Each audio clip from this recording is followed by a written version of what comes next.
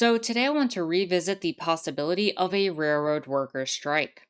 Now, about a month ago, it seemed as if railroad workers were on the verge of striking.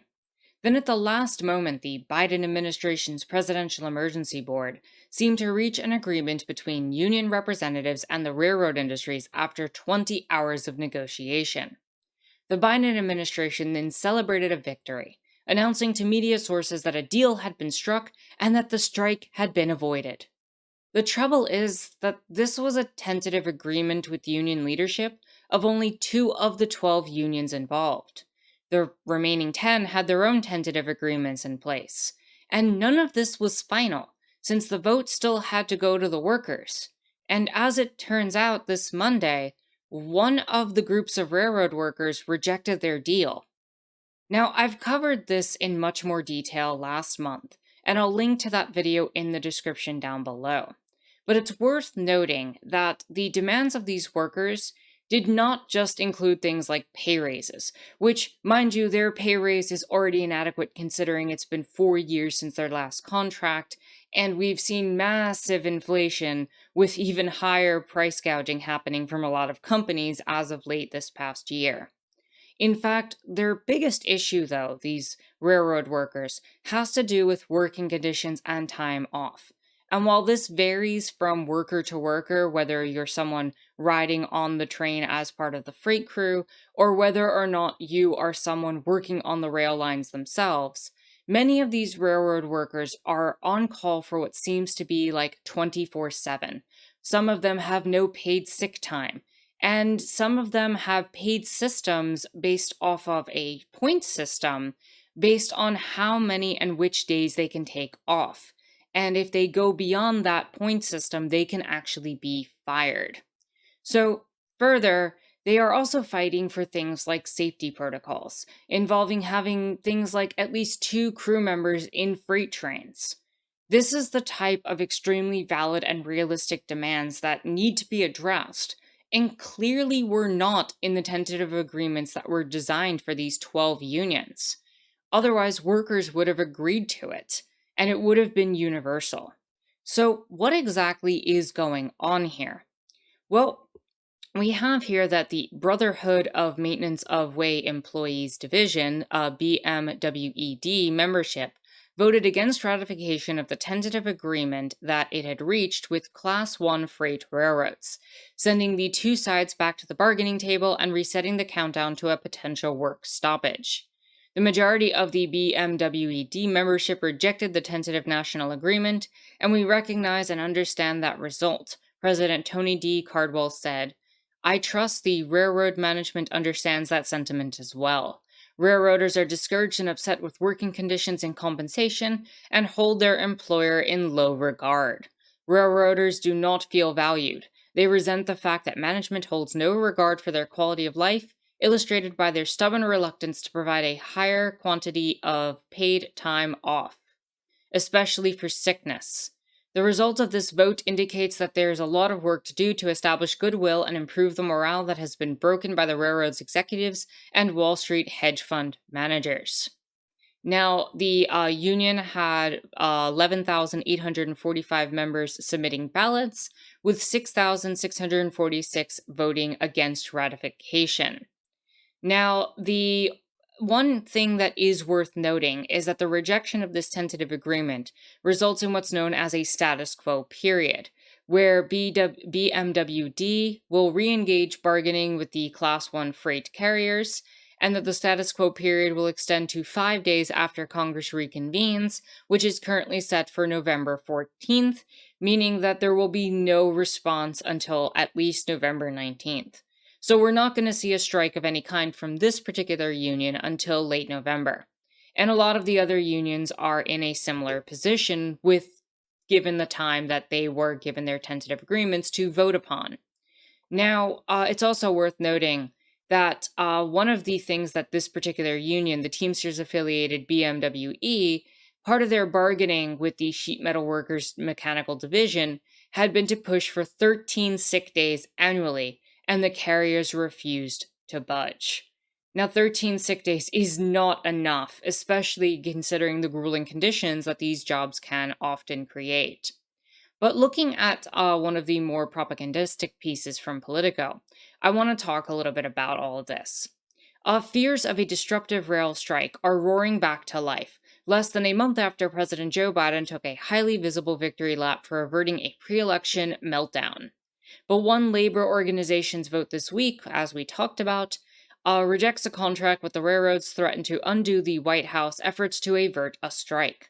Efforts that included a compromise the administration brokered on September 15th.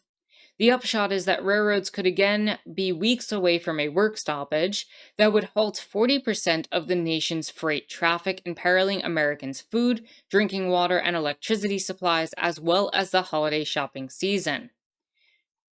Further, the contract that BMWE members voted down this week was not negotiated at the same time as the September 15th meeting and did not include some of the additional concessions that some unions won at that time. Some of the other unions have yet to vote on their proposed deals. Any one union that rejects its contract threatens the fragile peace that the Biden and his team had engineered. Now, there's so much propaganda dripping on all of this. So, I just want to remind people first and foremost that it is not the work stoppage that is potentially imperiling Americans' holidays, it's the railway industry, and at this point, the federal government as well in its handling of all this. These workers striking would be the result of terrible industry practices where record breaking profits for shareholders come at the cost of workers' lives and their ability to take a day off for being sick. It's only common sense that if you're sick, you shouldn't come into work on such a grueling task. One, you will not be at your best and will not be performing at your best, and therefore a lot of things can go wrong. Second of all, you could pass that illness onto workers, and that could have profound impacts on making sure that a huge amount of members of the force could end up sick and unable to perform to the best of their ability. It's just common sense that people should be allowed to take sick days if they're sick. That's just the reality of these types of jobs. And it's absurd that they're not able to. And it is the railroad industry that is primarily responsible here for not being able to provide that. That said, the federal government's proposed agreement barely touches on the surface of any of these demands. If they did, it wouldn't have been an issue. For example, we have here the first round of tentative agreements included just one additional paid day off for workers, when unions had initially pushed for 5. The presidential appointed emergency board's recommendations did not address any of the quality of life issues. And that's been a major issue across all of this. They addressed some of the pay concern, as we talked about, but certainly did not touch on any of these quality of life issues that are really the big concern of these workers. And I just need to say that one additional day off with this type of schedule is an absolute insult to these workers. Truth be told, the 5 days they were asking for was not enough. The worst part of all is that when the government steps in to provide these offers, the businesses become less likely to be willing to give more than what's being provided by the Presidential Emergency Board.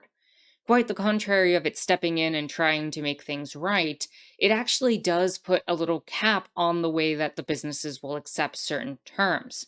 Because the fact is that the government has the tool of Congress to enact as a form of violence against these workers, because they can actually enforce a contract onto the workers, one that the Presidential Emergency Board has created, even if that contract is rejected. It's been done before historically.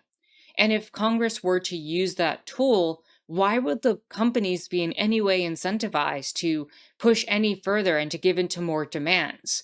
It's better to just lobby Congress and to try to make sure that Congress makes sure that the contract that they want, the contract that was put in by the emergency board, is just enforced wholesale. It's just another example of the state and capital working together to slow workers down on their demands and their needs at their jobs. That said, I am glad that these workers stood up for themselves and voted no to this proposal.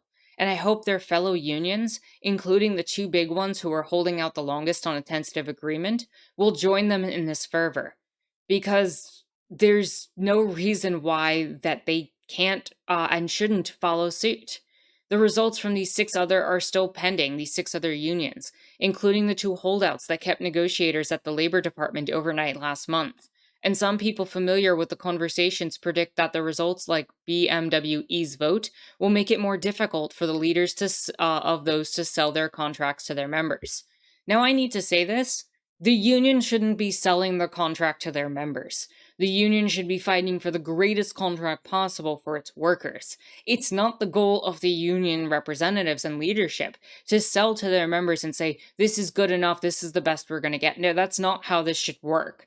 Quite the contrary, it should be the union members saying, this is not enough, and the union leadership responding in kind and saying, all right, we're going to go negotiate harder and negotiate stronger, knowing and being able to represent that these workers are not being given enough. Now, it's not a good thing when one union fails to ratify a contract that's part of a larger pattern and calls out an issue that's very big issue for two other unions that have not yet ratified. Former Deputy Labor Secretary Seth Harris had said. He added that leaders of Sheet Metal, Air, Rail, and Transportation Workers Transportation Division and Brotherhood of Locomotive Engineers and Trainmen, two of the unions that were last to reach their tentative agreements, will have some more explaining to do. No, they should just accept the fact that their workers and that their fellow unions are probably going to side on the side of forming a strike at some point if these railway companies do not, in fact, give in. And that's really the good news in all of this, is that these railroad unions will not cross each other's picket lines. So if one decides to strike, all it takes is that one to strike, and they will all support it and will not cross regardless of their own votes. This is well established. However, part of me cannot help but wish that these unions had not even agreed to these tentative agreements in the first place. While I understand that a number of the reasons that they may have chose to go down this particular path, especially with the fear of Congress as a threat to create potentially worse outcomes and deals, as well as probably a lot of information that I'm likely not aware of and could not be aware of because of closed doors behind the scenes deals and conversations, I do wonder if doing things in late November after the elections doesn't negate some of the union's power by removing some of the bite that the union has and the pressure that it has towards certain politicians, especially in the Democratic Party. That said, a potential strike right now near to the December holidays may be better timing in other ways. So I'm just going to assume that the union kind of knows what it's doing right now. But again, there's a part of me that wishes they would understand and utilize the full power that they have. Because these workers hold a significant amount of power here. And even if they only manage to strike for a day or two, there would be significant impacts on the economy. We'd see over $2 billion in costs just from one day of striking. And depending on when they struck, it could have significant impacts for entire towns and entire industries. We could see a situation, for example, where they have to deliver some of the chlorine to a water treatment facility, or where they have to deliver some of the needed supplies like coal or oil to an electricity plant that's in dire need in one particular moment. And all of a sudden, you could see an entire town shut down. That's how essential these workers are to the economy. And that's how much power they hold. They control the supply line in their hands. And so when they go on strike or they threaten to go on strike and they're continuing these negotiations, we need to continue to support these unions in their efforts and keep an eye out on this topic over the next month. We will undoubtedly be revisiting this issue again soon. So with that said, if you've enjoyed what you've watched here today, consider liking the video, subscribing, and leaving a comment, as well as consider joining my Discord. If you're in a financial place to do so, and only if you're in a financial place to do so, please do consider supporting me on Patreon, especially as political content like this can often be demonetized on YouTube. The links for everything that I mentioned are in the description down below. And with that said, my name is Anarchist Tara. Thank you so much for watching.